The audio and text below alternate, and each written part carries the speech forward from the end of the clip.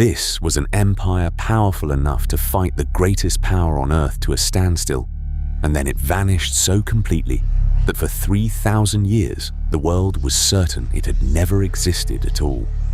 They raised a capital of stone high on the Anatolian plateau. They were among the first peoples anywhere to work iron. They signed the oldest peace treaty ever found. And then, in a single generation, their cities burned, their language fell silent, and their very names slipped out of human memory. This is the story of the Hittites, the lost superpower of the Bronze Age, and how a buried city and a strand of DNA dragged them back into the light. To understand how an entire empire could disappear, start with a wall in Egypt. At the temple of Karnak, the pharaoh Ramesses II carved an enormous monument to his greatest victory, a battle at a place called Kadesh, where he claimed to have crushed his enemies almost single-handedly. For centuries, that was simply history, the god king of Egypt, triumphant. But there was a problem. The enemy in that battle, the people who supposedly broke against Ramesses, were a power no one could quite identify, a kingdom the Egyptians called Hatti. And when their side of the story finally surfaced, it did not just add a footnote, it forced us to rewrite ancient history itself. Because Kadesh was not a triumph, it was a draw, and the people who fought Egypt to that draw would turn out to be one of the most important civilizations we had almost completely forgotten. The heart of this power sat in central Anatolia, in what is now Turkey, a fortress capital the Hittites called Hattusa. Its walls ran for kilometers across the hills, broken by gates guarded by carved stone lions and a king striding out of the living rock. At its height, Hattusa commanded an empire that stretched from the Aegean coast toward Mesopotamia, ruled by a great king who treated the pharaoh of Egypt and the king of Babylon as equals, brothers, in the language of the age. The Hittites were also among the earliest peoples anywhere to work iron. But here we have to be careful, because the old story gets this wrong. This was not an empire of iron armies crushing men who fought with bronze. In the Bronze Age, iron was rare and difficult, smelted in tiny amounts, sometimes from fallen meteorites, a precious and almost ceremonial metal. A Hittite king might send a single iron blade as a royal gift to another monarch, the way you would send a treasure. Their own soldiers still marched, and their chariots still rolled, on the bronze that defied the age. What made the Hittites dangerous was not a secret metal, it was organization. Roads, archives, diplomacy, and a war machine built around the fastest, deadliest weapon of the Bronze Age, the chariot. Around 1274 BC, that war machine met Egypt head-on. The young pharaoh Ramesses II marched north with one of the largest armies Egypt had ever fielded, aiming to seize the city of Kadesh in what is now Syria. Waiting for him was the Hittite king Muwatalli II with a coalition drawn from across his empire. What happened next is the first battle in human history we can reconstruct in real detail because both sides wrote about it. The Hittites sprang a trap. Their chariots, heavier, carrying 3 men instead of Egypt's 2, smashed into Ramesses' divisions while they were still strung out on the march and very nearly overran his camp.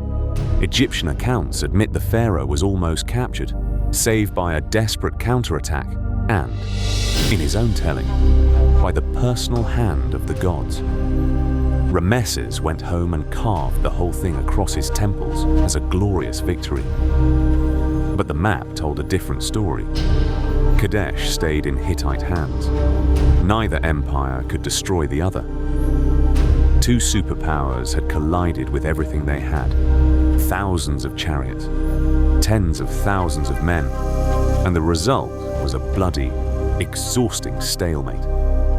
And a stalemate between great powers tends to lead eventually to something no one had ever written down before. That something came roughly 15 years later, around 1259 BC. The fighting had dragged on without a winner, and a new Hittite king, Hattusili III, now sat on the throne. So Egypt and Hatti did something extraordinary for the ancient world. They made peace, and they wrote it down. The result is the oldest surviving peace treaty in human history, preserved in two versions, one in Egyptian hieroglyphs on a temple wall, the other in the Hittites' own cuneiform, pressed into clay. The two texts match almost word for word. They promise an end to war, the return of refugees, and a defensive alliance. If a third enemy attacks either kingdom, the other will come to its aid. It is, in every meaningful sense, a modern treaty, 3,000 years early. And it is not a dusty curiosity.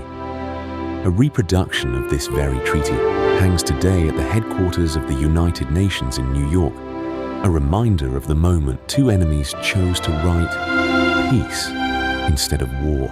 Hear these words: the great king of Hatti and the great king of Egypt. From this day, brotherhood and peace between us, forever, and 1,000 gods stand as witness. But here is the strange part. For most of modern history, no one believed any of this. For a long time, the Hittites survived only as a puzzling name in the Hebrew Bible, and for many scholars that was reason enough to wave them away as a biblical legend, a people who had never really existed at all, right up until archaeologists put their shovels into the lost capital itself. An entire empire that had once stared down Egypt was being dismissed as a story. And then the ground gave up the truth. Excavators in central Turkey uncovered a vast ruined city, and beneath it, archives, thousands upon thousands of clay tablets, a whole imperial memory waiting to be read. The legend had left behind its own government paperwork.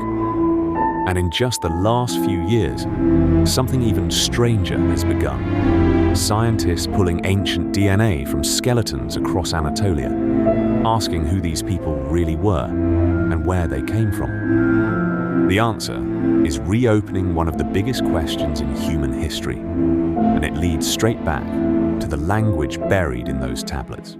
To see why that empire was forgotten in the first place, you have to watch it fall, and the fall was breathtakingly fast.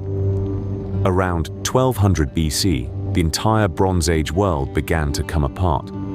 Within a single generation, almost every great power around the Eastern Mediterranean collapsed, cities burned, trade routes vanished, kingdoms simply stopped existing. Historians call it the Late Bronze Age collapse, and it remains one of the great unsolved disasters of antiquity. The records speak of mysterious raiders, the Egyptians called the Sea Peoples, and of famine, drought, earthquakes, and rebellion, a perfect storm no kingdom could survive. The last letters of the age are desperate, rulers begging neighbors for grain, for ships, for help that never came.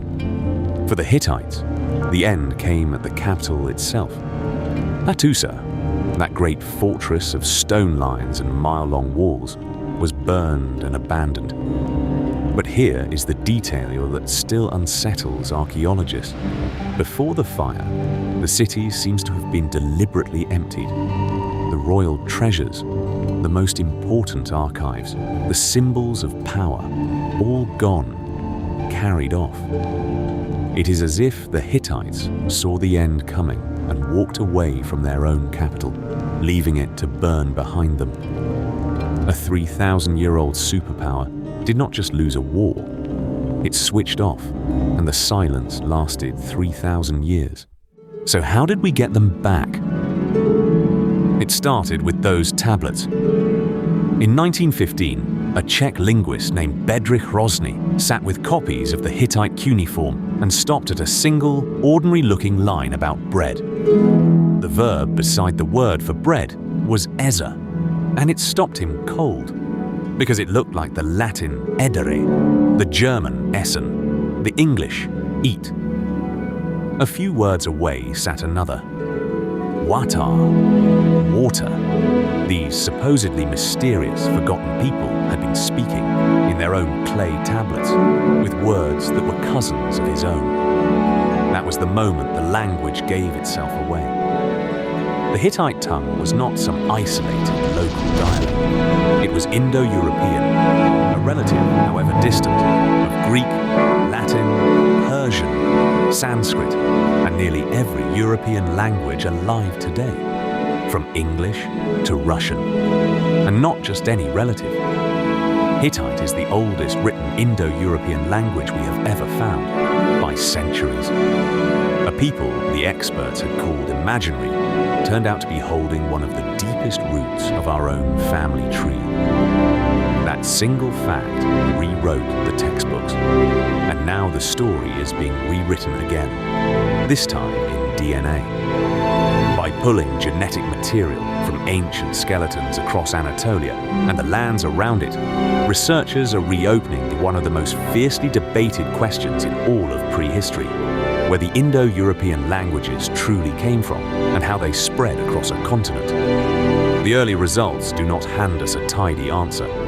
If anything, they complicate the old theories, hinting that the homeland of these languages and the place of the Hittites within that story is stranger and older than we assumed. The debate is wide open, and every new genome shifts it. But that is exactly the point.